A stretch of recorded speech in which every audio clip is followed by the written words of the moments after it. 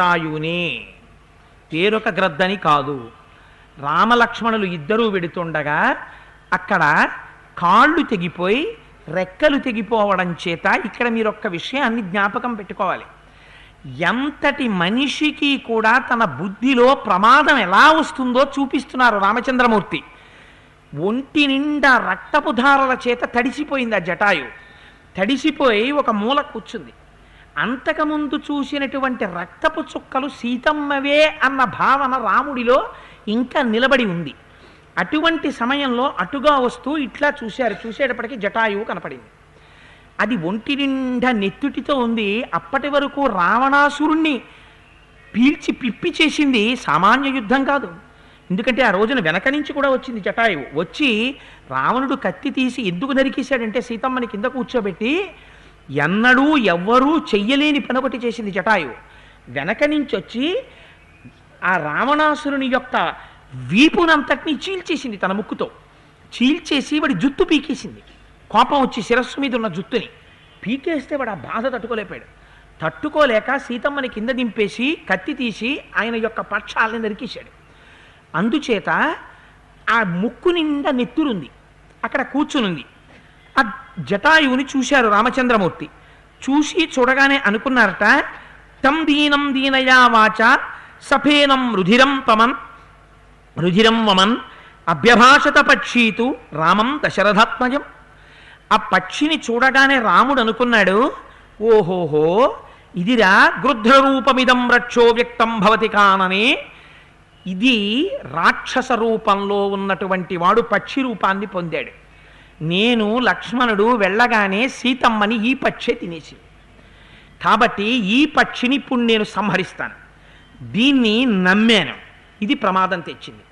ఇప్పుడు అర్ధచంద్రాకారమైనటువంటి బాణములను నా వింటినారికి సంధించి తప్పించుకొని ఎక్కడికి పారిపోలేకుండా నిలువుగా వెళ్ళేటటువంటి బాణాలతో ఈ జటాయువు యొక్క శరీరాన్ని చీల్చేస్తానన్నాడు రాముడు. అని గబగబా కోదండం పట్టుకుని ఆ బాణం తీసి సంధిస్తూ, ఆయన దృష్టి ఏమిటి, జటాయువు ఎగిరిపోతుందని గబగబా పరిగెత్తి జటాయువు వైపు పెడుతున్నారు. పెడుతుంటే ఆ జటాయు అంది, ఒక్కొక్క క్యారెక్టర్ చూడండి రామాయణంలో. నిజంగా రామా నన్ను తప్పర్థం చేసుకున్నావు, నేను అలాంటివాణ్ణి కానయ్యా. ఎంత మాట పడితే అంత మాట, ఎటువంటి భావన పడితే ఆ భావనతో ఉండడమే అని అనలేదు. రాముడు ఏ స్థితిలో ఉన్నాడో తెలుసుకుంది జటాయువు. ఇది జటాయువు యొక్క గొప్పతనం. ఆయన నన్ను అనేశారండి అనడం గొప్ప కాదు, ఆయన ఏ పరిస్థితుల్లో అన్నారన్నది నువ్వు లెక్క పెట్టుకోగవాలి మనిషివి కాబట్టి. లేకపోతే ఆయన ఏదో చికాకులో ఉన్నాడు, ఆయన మంచి విసుగులో ఉన్నాడు. అప్పుడు వెళ్ళి నువ్వు ఆయన్ని విసిగించి ఆయన విసుగ్గా మాట్లాడితే, ఆయన విసుగ్గా మాట్లాడాడు అని నింద వేస్తే దానికి మనుష్యత్వం అక్కర్లేదు.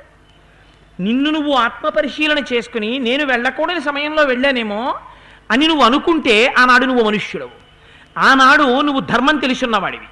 ధర్మం తెలిసి ఉండడానికి మనిషి అక్కర్లేదు. తిర్యక్ జంతువులలో ఉపాధితో సంబంధం లేకుండా ఒక్కొక్కరికి ఈ ధర్మం ఉంటుంది. జటాయువుని ఎవరు అడిగారని వచ్చింది రామచంద్రమూర్తితో. జటాయువుని ఒకరు అడిగారని రాలేదు. దశరథ మహారాజు గారు బ్రతికుంటే రాముణ్ణి విడిచిపెట్టి ఎలా ఉండలేకపోయేవాడో, నేను నీ తండ్రికి స్నేహితున్నయా అని అడగగానే మొట్టమొదట చెప్పింది నా పేరు జటాయువు అని చెప్పలేదు. అరణ్యకాండలో ఏమని చెప్పింది? అగస్త్య మహర్షి చెప్పినటువంటి ప్రాంతాన్ని వెతుక్కుంటూ పంచవటి కోసం వెళ్ళిపోతుంటే చెట్టు మీద కనపడింది. రాక్షసుడు అనుకున్నాడు రామచంద్రమూర్తి. నేను నీ తండ్రి యొక్క స్నేహితుణ్ణి. నీ తండ్రి నీ కాననవాసాన్ని ఎలా భరించలేడో నీ తండ్రి స్నేహితుణ్ణి కాబట్టి నేను భరించలేను.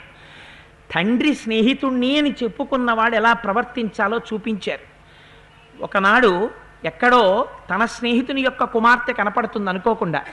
ఏమమ్మా ఇక్కడున్నావంటాం. అంకుల్ నాకు ఇవాళ ఈ కష్టం వచ్చిందండి, అందుకని ఇక్కడ ఉండిపోయాను అంటే ముఖం చాటేసిన వాడు స్నేహితుడు కాడు. అమ్మా ఈవిడ మా స్నేహితుడి కూతురండి అని చెప్పి ఆ పిల్లని చూడగానే తను ఎంత పనిలో ఉన్నా ఆపి, తండ్రి ఎలా పిల్లకి సాయం చేస్తాడో అప్పుడు అలా నువ్వు సాయం చేసిన నాడే ఈ పిల్ల తండ్రికి నే స్నేహితుండని చెప్పుకోవడానికి నువ్వు అర్హుడివి. నీ తండ్రికి నే స్నేహితుండంది అంది కాబట్టి తండ్రి ఎలా నిలబడతాడో అలా నిలబడింది. అడగపోయినా నీతో సీతమ్మతో లక్ష్మణుడితో ఉండి కాపాడతాను అంది. రాముడు అడిగాడా వెళ్ళేటప్పుడు? జటాయువుతో చెప్పలేదు, లక్ష్మణుడితో చెప్పి వెళ్ళాడు. జటాయువు గురించి సీతమ్మ ఒక మాట చెప్పింది. జటాయువు కనపడితే వీడు ఓపిక ఉన్నవాడు, చేతిలో అస్త్రం ఉన్నవాడు, రథం మీద ఉన్నవాడు, వీడితో జటాయువు 60,000 సంవత్సరముల వయస్సున్న వృద్ధుడివి, నువ్వు యుద్ధం చేయలేవంది. అంటే జటాయువు చెప్పుకున్నాడు, మనం విన్నారు కదా, నాకు 60,000 సంవత్సరాల వయస్సురా, నేను నీతో యుద్ధం చేయలేను, అయినా నిన్ను వెళ్ళనిస్తాననుకుంటున్నావేమో, నిన్ను వెళ్ళనివ్వనన్నాడు. దేనికి కట్టుబడి? రాముడికి ఆనాడిచ్చిన మాటకి కట్టుబడ్డాడు. రాముడు మాటకి ఎలా కట్టుబడ్డాడో తాను రామునికి ఇచ్చిన మాటకి కట్టుబడ్డాడు. ఇది ధర్మం కాదా? అటువంటి ధర్మమూర్తి రాముడికి ఇవ్వాల వచ్చిన కష్టమేమిటో తనకి తెలుసు. సీతమ్మని ఎత్తుకుపోయాడు రావణుడు అన్న విషయం స్పష్టంగా తెలుసున్నవాడు అక్కడ జటాయువు ఒక్కడే. తెలుసున్న జటాయువు బాణం పట్టుకుని రాముడు పరిగెత్తుకొస్తుంటే ఈ స్థితిలో రాముడు అలా ఉండడం అన్యాయం కాదు అని తెలుసుకోకుండా తిరిగి వ్యగ్రతతో జటాయువు మాట్లాడతాడా? అలా మాట్లాడితే తండ్రి అవుతాడా? కొడుకు ఖేదపడి కష్టంలో తండ్రి మీద నోరెత్తిన ఆ తండ్రి ఎలా నిగ్రహించుకుంటాడో, వీడు కష్టంలో ఉన్నాడురా ఇలా మాట్లాడుతున్నాడు, ఇది వాడి స్వరూపం కాదు, నా కొడుకు అలా మాట్లాడు, ఇవాళ నా కొడుకు ఇంత కష్టంలో ఉన్నాడు, ఆ కష్టంలో నా మీద విసుక్కున్నాడు అని కడుపులో పెట్టుకున్న తండ్రిలా జటాయువు ఎలా ఎందుకు ఇచ్చారు సర్టిఫికెట్? రామచంద్రమూర్తి జటాయువుకి సర్టిఫికెట్ ఇవ్వడానికి కారణం, జటాయువుకి మోక్షం ఇవ్వడానికి కారణం, మోక్షం అనడానికి కూడా లేదు, గచ్చలోకమనుత్తమ అన్నారు, ఉత్తమమైన లోకాలకు వెళ్ళమన్నారు. అందుచేత ఎందుకు ఇచ్చారో ఈ సన్నివేశాన్ని చూపిస్తారు వాల్మీకి మహర్షి. మీకు మొట్టమొదటి నుంచి నేను ఒక మాట చెప్తున్నాను, మహర్షికి తీర్పులు చెప్పే అలవాటు లేదు రామాయణంలో. ఆయన తీర్పులు చెప్పరు. మీరు కథాగమనాన్ని గమనిస్తూ మీరు మానసిక దర్శనం చెయ్యాలి. దర్శనం చేస్తే పాత్రల యొక్క ఔచిత్యం ఏమిటో మీకు అర్థమవుతుంది సంభాషణ. అందుకని జటాయు అన్నాడు, యాయోషధి మివాయుష్మన్ అన్వేషసి మహావనే సాదేవీ మమచ ప్రాణ రావణేనో భయం హృతం. ఎంత గొప్ప మాటో చూడండి. ప్రాణం పోయే ముందు కూడా అరణ్యంలో దేని గురించి వెతుకుతారు వెతికేవాళ్ళు? ఓషధుల గురించి వెతుకుతారు. ఎందుకు వెతుకుతారు? ఓషధి ఏం చేస్తుంది? వచ్చిన రోగాన్ని పోగొట్టి స్వస్థతనిస్తుంది. ఎక్కడుంది రోగం? రోగం మా ఇంట్లోనూ నేను ఇక్కడ ఉండం, రోగి రోగము కలిసి ఉంటాయి ఎప్పుడును. రోగం ఏం చేస్తుంది? చాలా సంతోషాన్ని ఎప్పుడు ఇవ్వదు, రోగం ఎప్పుడూ బాధే పెడుతుంది. అందుకని బాధయే రోగము యొక్క స్వరూపం. బాధకి రోగానికి తేడా లేదు. లేకపోతే రోగం వచ్చిన వాళ్ళందరూ తొందరగా దాన్ని పంపించేద్దామని ఎందుకు చూస్తారు? రోగం సుఖస్వరూపం అనుకోండి, ఎవరు పంపించారు. అసలు డాక్టర్ గారు కనపడితే నాకేం లేదండి అంటాడు. రోగమే దుఃఖస్వరూపము. అటువంటి దుఃఖస్వరూపమైనటువంటి రోగం పోగొట్టడానికి ఏది ఉండాలి? ఓషధి ఉండాలి. ఇవాళ సీతమ్మని దేంతో పోల్చారంటే ఓషధితో పోల్చాడు జటాయువు. ఎందుకని? ఆ ఓషధి పక్కన లేకపోవడమే నీకు ఇవాళ దుఃఖం వస్తోంది. దుఃఖం అనే రోగం, రోగానికి దుఃఖానికి తేడా లేదు. అందుకని ఓషధి కావాలి. ఇవాళ నువ్వు మహారణ్యంలో ఓషధి కోసం వెతికినట్టు వెతుకుతున్నావు సీతమ్మని. ఎంత అర్థం చేసుకుని మాట్లాడండి ఈ మాట.